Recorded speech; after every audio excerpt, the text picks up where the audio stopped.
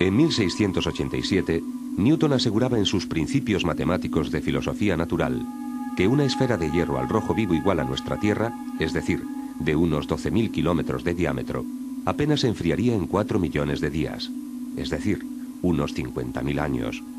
Y añadía que el enfriamiento podría ser más lento, invitando a que se investigara por medio de experimentos la proporción verdadera. En la actualidad, los geólogos han elevado a miles de millones de años el cálculo de Newton. Pero la genialidad de este fue idear un método de estudio de la formación de los planetas a partir de su propio calor residual, o si se quiere, de su ritmo de enfriamiento. Un calor residual que en la Tierra se manifiesta a través de fenómenos naturales como los volcanes, los géiseres, las fumarolas o los manantiales de agua caliente. Pero estas manifestaciones naturales del calor interno del planeta no fueron interpretadas por el hombre de forma científica hasta una época reciente. En la antigüedad, fueron considerados generalmente manifestaciones de dioses malignos que habitaban en las profundidades de la Tierra, donde se localizaban además terribles y ardientes moradas infernales. La literatura universal, por su parte, imaginó también con distinta fortuna escenarios insondables en las entrañas del globo. Y aunque la geología ha extendido la idea de que el calor de la Tierra es un antiguo legado del Sol, se mantienen vivas en algunos pueblos primitivos las creencias en exóticos abismos de antes. La Tierra es bastante más antigua de lo que había supuesto Newton, es de 4.500 millones de años aproximadamente de existencia, y este calor es el resultado de, fundamentalmente, hay varias fuentes, pero fundamentalmente de la desintegración de sustancias radioactivas que están concentradas, casi todas ellas, en la corteza de la Tierra. Principalmente son uranio, el torio y uno de los isótopos del potasio, el potasio 40, que al desintegrarse emiten cantidades mínimas, muy pequeñas de calor, pero que en un espesor muy grande de un material mal conductor del calor, hacen de que la temperatura crezca aproximadamente en promedio unos 3 grados cada 100 metros. Y esto es la explicación universalmente admitida hoy, aunque hay otras causas locales y hay desplazamiento de fluidos en el interior de la Tierra que hacen que esta distribución térmica cambie de un lugar a otro. A pesar del terror que despertaron desde siempre y hasta ahora las manifestaciones más virulentas del calor terrestre, como son los volcanes, lo cierto es que el hombre primitivo no dudó en aprovecharse de los fenómenos termales más benignos. Las antiguas culturas llegaron a la conclusión de que las aguas termales poseían propiedades curativas y profilácticas, e iniciaron la primera industria derivada del calor de la Tierra, la balneología. Una industria que floreció en los días del Imperio Romano, donde las termas no solo tenían el valor de lugares de higiene y salud, sino también el de lugar de reunión e intercambio social. Y fueron los romanos los que extendieron por el imperio, como tantas otras cosas, la afición a las aguas caldas, cálidas, y a sus técnicas de aprovechamiento. No quedaron en la península grandes construcciones termales de los romanos, pero sí escenarios significativos, como las termas romanas del balneario de Alamilla, en la provincia de Almería, donde se puede celebrar el nacimiento de una cultura, la de las aguas. En la época de bronce, el pueblo algar vivía a los alrededores del manantial. Lógicamente eso nos demuestra que lo utilizaba. Después pasaron otras civilizaciones como fueron los fenicios, los romanos, dejando restos, y últimamente los que más vestigios nos han dejado, por lo menos los que quedan, son de los árabes, que fueron los últimos que pasaron por aquí, excepto la época moderna. Las aguas del balneario de Sierra La Milla emanan a 58 grados de temperatura, son lógicamente hipertermales. Están indicadas contra cualquier enfermedad reumática, gota, estrés, etcétera, otras muchas más. En 1984 se empezó la reconstrucción y se terminó en 1991. La clientela que nos visita viene durante todo el año, aprovechando, sobre todo en invierno, aprovechando las bondades del clima de Almería, donde no hay invierno. quedó también atestiguado en lengua latina el carácter sagrado que tenían estas fuentes y manantiales. En las burgas de Ourense se encontró una ara votiva romana en la que se puede leer: Calpurnia Habana Aevoso cumplió gustosa el voto que hiciera bajo la inspiración de un sueño a las ninfas de las aguas. Esta Calpurnia Habana es la primera aficionada a los baños termales de que tenemos noticia histórica. Y en el balneario Dávila, en Caldas de Reis, Pontevedra, al pie de la vía romana 19 Lugo-Braga, se conserva una emocionante piedra votiva en la que un enfermo llamado Adalus le agradece al dios Edobio su curación.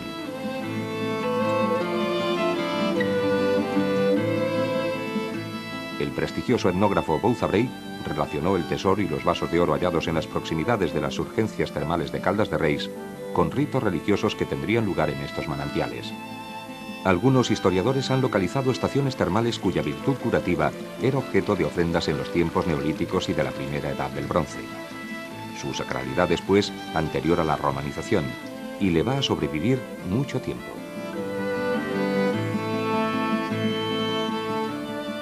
La importancia de las aguas se remonta a época prehistórica porque tenemos muy bien documentadas en buena parte de la Europa, sobre todo de la Europa atlántica, una serie de atenciones o de manifestaciones relacionadas con el agua por ese ámbito misterioso, ese ámbito relacionado también con el tránsito a la otra vida que tienen las aguas.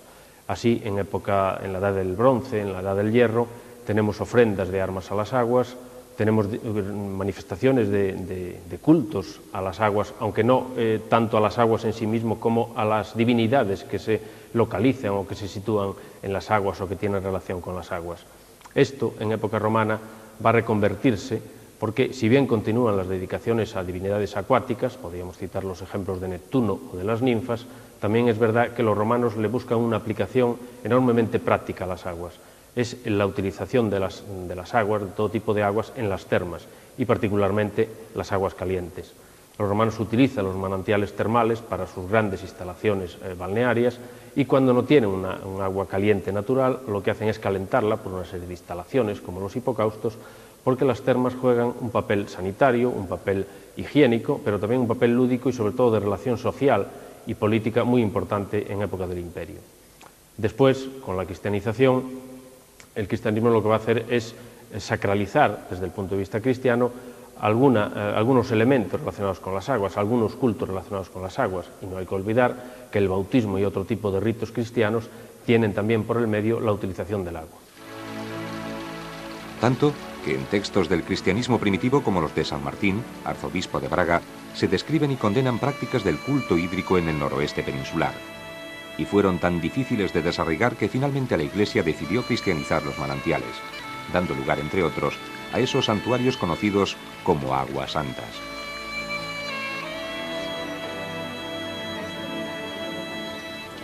Y es que las propiedades de las aguas fueron consideradas como manifestaciones de poderes sobrenaturales. Quizás por eso el arquitecto Antonio Palacios levantó en Mondariz una arquitectura clásica, como un templo antiguo, para la Buvette, el lugar sagrado donde brota el agua. La Buvette es el edificio del balneario que cubre el manantial, el lugar del rito, el lugar en donde se produce la curación, la regeneración que se va a buscar. Puede estar o no presente en una estación termal y puede adoptar diferentes configuraciones o tipos. Por ejemplo, aquí en Mondariz ha tomado el ejemplo del templo basado en el Panteón romano y a él se ha atenido Antonio Palacios. Puede adoptar muchas otras formas como la sala hipóstila de Marmolejo, un simple lugar a modo de salón con una galería en torno a las aguas donde la gente va a ver y a ser vista.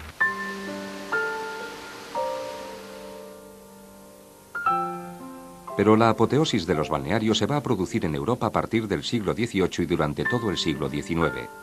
La hidroterapia se propone como una panacea para los males del cuerpo y del espíritu.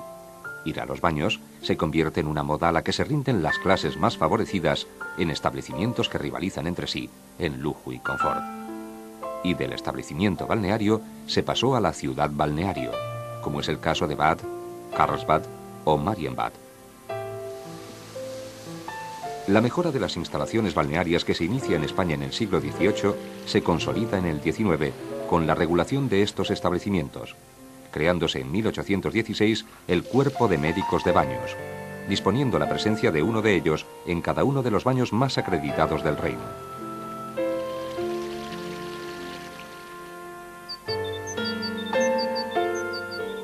Cada balneario, por su parte, tiene su propia historia. Su esplendor y su decadencia están ligados no solamente a esa primera función curativa o de reposo, sino también a esta otra dimensión de relación social y ocio, que irá adquiriendo progresivamente mayor protagonismo.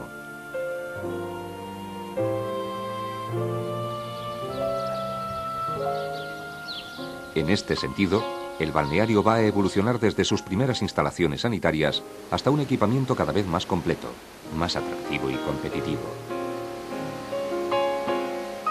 En el balneario de Mondariz, en los 125 años de historia que lleva funcionando, se han utilizado diversas técnicas termales.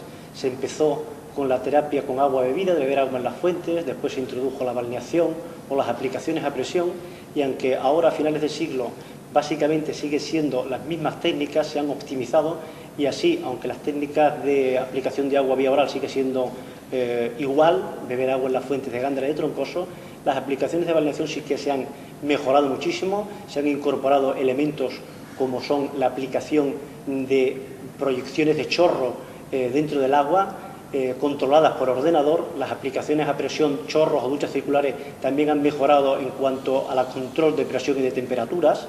Las inhalaciones ahora se consiguen gotas muy finas que pueden llegar incluso hasta alveolos, y se complementan actualmente con otras técnicas no puramente termales, pero como pueden ser las aplicaciones de tratamientos corporales a base de algas o a base de aplicaciones de limos. Todas estas técnicas son más bien estéticas, se pueden usar en programas de adelgazamiento, también se usan mucho en programas de estrés, porque los limos tienen una aplicación sedante muy importante. En sí, en definitiva, lo que a finales de este siglo se están incorporando a los balnearios son técnicas para cubrir esa demanda de ocio y de turismo que cada vez la gente va buscando más en las instalaciones termales. La decadencia de los balnearios en este siglo viene motivada por el cambio en los usos y preferencias sociales. La estética del bronceado y de los baños de mar sustituyeron a la de hidroterapia. Por otra parte, los medios de transporte modernos nos han acercado a los países más lejanos y las culturas más exóticas. El veraneo en el balneario entró en crisis.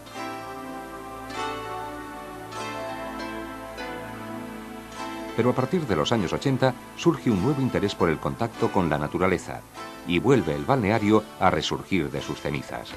Sin olvidar el hecho decisivo de que en algunos países ha sido incorporado a la asistencia sanitaria como termalismo social.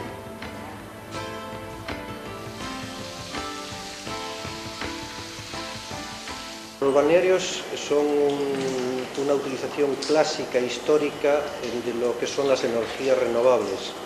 De hecho, la energía geotérmica se utiliza históricamente para dos cosas: para el aprovechamiento energético del calor y para el aprovechamiento terapéutico. Los balnearios utilizan este segundo recurso, que es el aprovechamiento terapéutico, y es un recurso que procede desde la más antigua de la historia de la humanidad, aunque digamos que su edad de oro fue finales del siglo pasado y primer tercio de este siglo, donde digamos que el turismo en el concepto moderno nació en los balnearios. Los balnearios se utilizaban pues para las reuniones sociales, donde pues la gente acudía a relacionarse, a tener relaciones sociales y a curarse. Bien, esta utilización entró en declive con el nacimiento del turismo de sol y playa, sobre todo a partir de los años 50, 60, y ha vuelto a renacer a partir de los 70, sobre todo a partir de los 80, porque la gente ha empezado a reivindicar, aparte de las vacaciones de sol y playa, otro tipo de vacaciones más enriquecedoras. Y dentro de estas vacaciones están las vacaciones que nosotros llamamos vacaciones de salud, que son aquellas en las cuales tú aprovechas tu época de relajo, pues para tratarte, digamos que de los problemas de la vida moderna, como es el estrés, como es el sobrepeso, como son los factores de riesgo cardiovascular.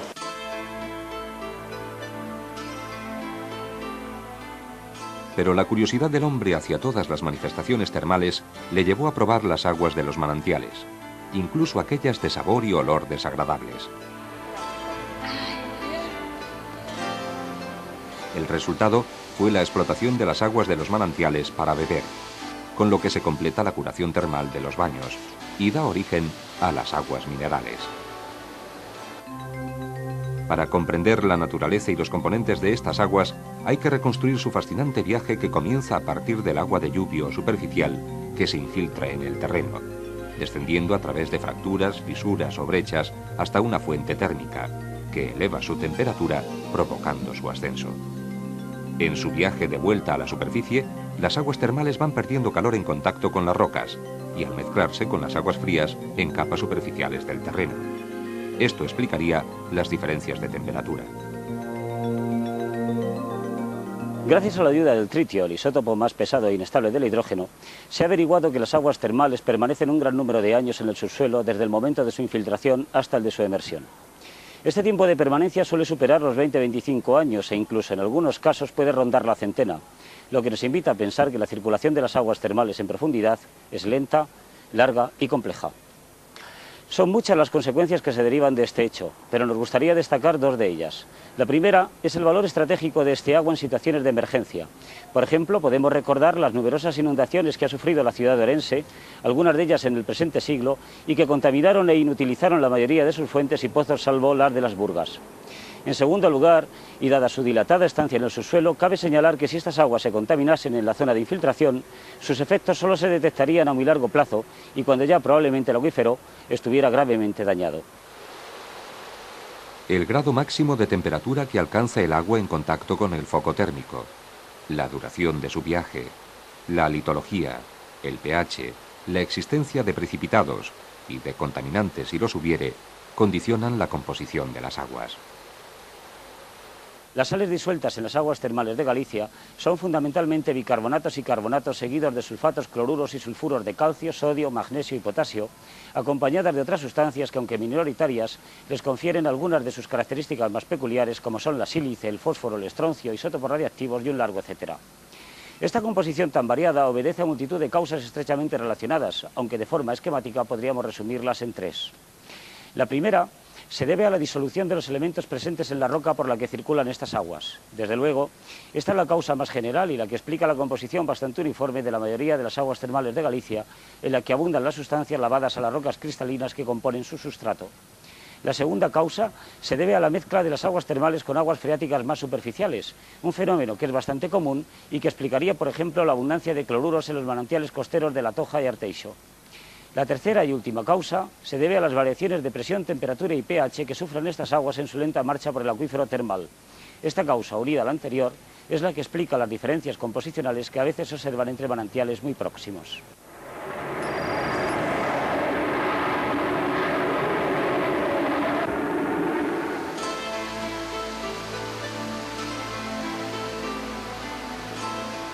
Pero si el termalismo fue el más antiguo y generalizado aprovechamiento de la energía geotérmica, en lo que va de siglo XX la tecnología ha ampliado y diversificado sus posibilidades de explotación a la calefacción habitacional, a usos agrícolas, industriales y a la producción de electricidad. Su aprovechamiento depende de que los depósitos geotérmicos sean de alta o de baja temperatura.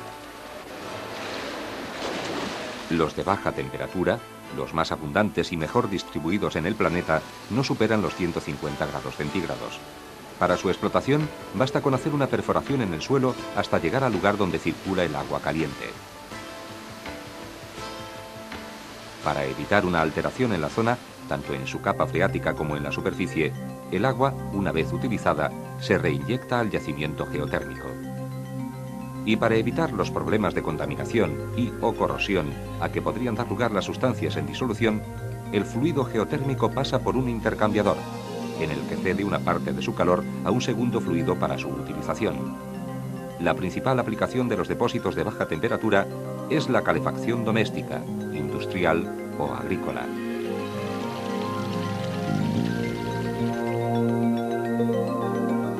Los depósitos geotérmicos de más de 150 grados centígrados o de alta temperatura, localizados exclusivamente en zonas con actividad volcánica reciente, son utilizados para la producción de energía eléctrica por medio de un grupo turbina generador.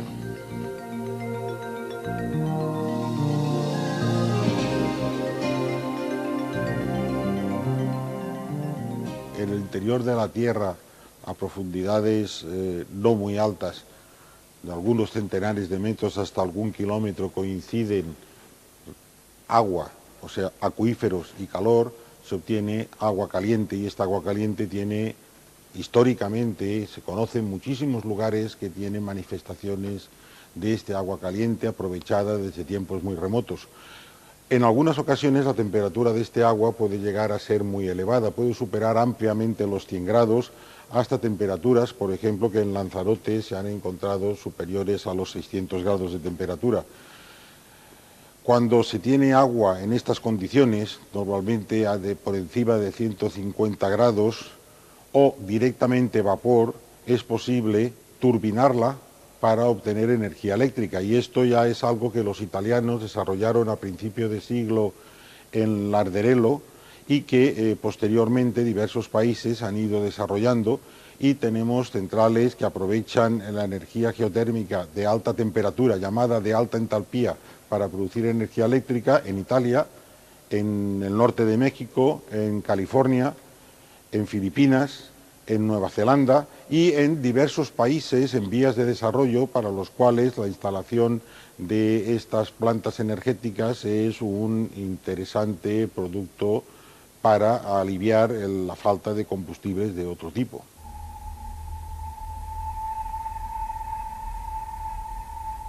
Dos excelentes ejemplos de las posibilidades de aprovechamiento de la energía geotérmica son Italia e Islandia.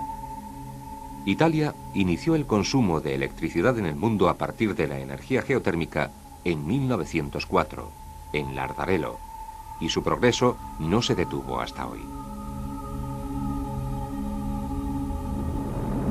Lardarello, situado en la región de Toscana, fue conocido en la antigüedad como el Valle del Infierno, por su paisaje humeante y extraño. En el siglo XVIII se reconoció la presencia de ácido bórico en sus aguas, y en 1827 Francisco Lardé inventó el lago boratífero cubierto, que permitía utilizar el vapor como agente térmico, en lugar de la leña. En 1904, el príncipe Ginori Conti, con un motor alternativo de 0,75 caballos de vapor acoplado a una pequeña dinamo, logra encender 5 lámparas eléctricas. Es el nacimiento de la producción eléctrica a partir de una fuente geotérmica. A partir de este momento, el desarrollo del Lardarello es imparable. Se conserva un valioso documento sonoro de 1931 con la explosión inicial de un pozo geotérmico, un hecho tan celebrado como si de un pozo de petróleo se tratase. Antes de la Segunda Guerra Mundial, la producción eléctrica es de 910 millones de kilovatios hora al año.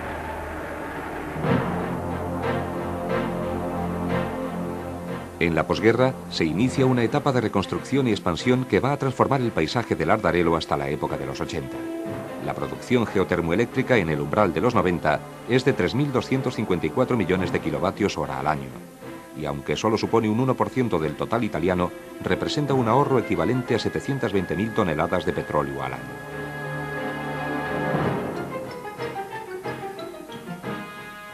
En los últimos años, las nuevas tecnologías han permitido alcanzar los 5.000 metros de profundidad, en busca de recursos inexplorados hasta ahora. Las centrales tradicionales son sustituidas por otras dotadas de grupos de 20 y 60 megavatios, mandadas a distancia desde un único centro operativo. Y las tuberías que transportan el vapor a más de 360 grados centígrados de los pozos a las centrales siguen un trazado más ordenado.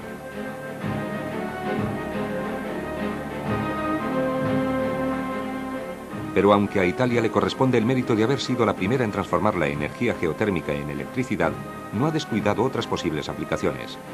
Para calefacción y usos domésticos en las ciudades de Ferrara y Vicenza.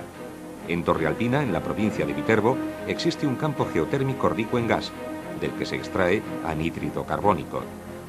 Y otras muchas y variadas aplicaciones que se han ido desarrollando tras siglo y medio de investigación y desarrollo científico.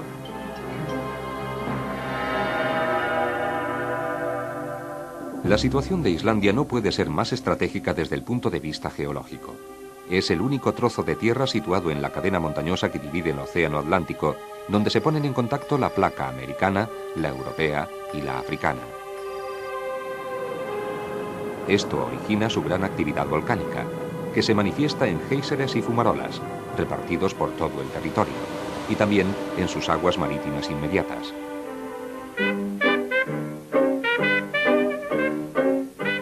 Naturalmente, los islandeses estaban acostumbrados al uso de las aguas termales en la vida cotidiana, pero su gran transformación se produjo cuando comenzaron a sustituir el carbón y el petróleo por la energía obtenida de las fuentes geotérmicas. En 1928 se estableció la primera central de bombeo, y en los años 60 se inició la conexión de los hogares a la compañía suministradora, un trabajo que se completó a comienzos de los 70, lo que supuso un gran ahorro energético para el país y para las familias.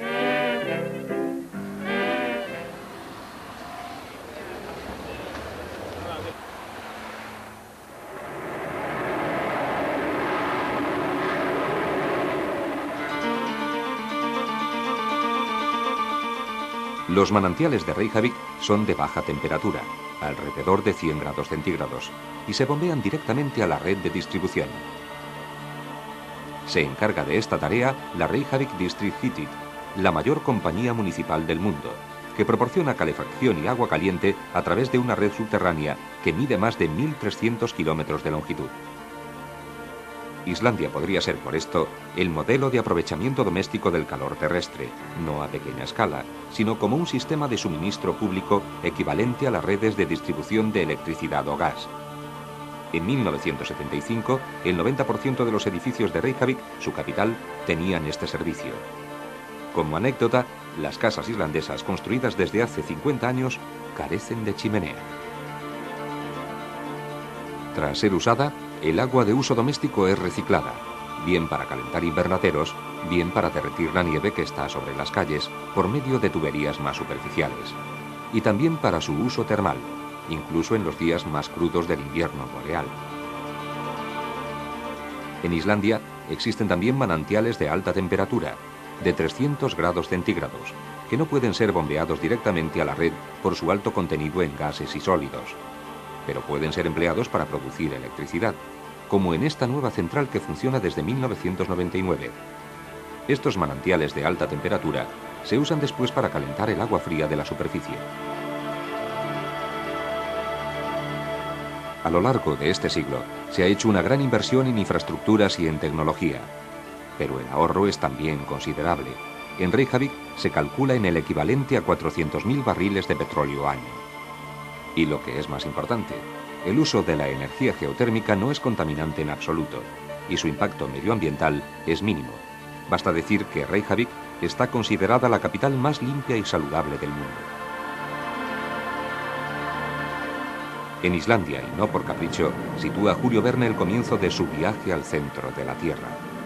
Los protagonistas de esta novela no alcanzaron el centro del planeta, pero descubrieron en su fascinante viaje las distintas manifestaciones de las edades del planeta, la longitud del tiempo, la antigüedad que Newton quería establecer calculando el calor residual de la Tierra.